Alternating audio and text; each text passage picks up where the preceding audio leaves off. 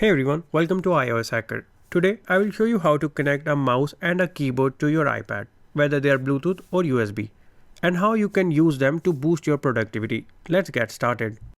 Most iPads running iPadOS 13.4 or later support mouse and keyboard input.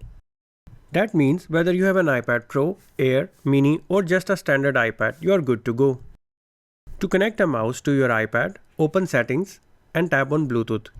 Make sure your mouse is turned on and it is put in pairing mode. Now look for the mouse in the list of devices and tap on its name to connect. As soon as the mouse connects, you will see a cursor appear on the iPad screen.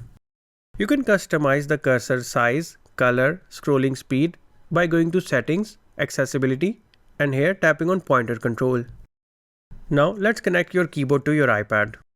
The process of connecting a keyboard to an iPad is very similar to how you connect a mouse to an iPad.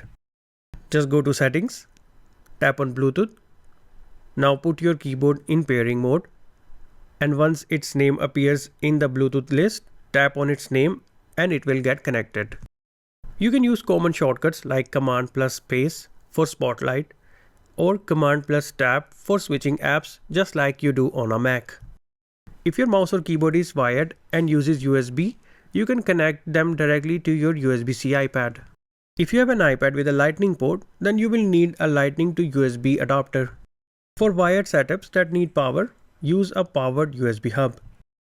With a mouse and keyboard, you can select text and drag files faster in the Files app, edit documents and spreadsheets more easily, and navigate apps without touching the screen constantly. It's a game changer for writing, editing and multitasking on an iPad.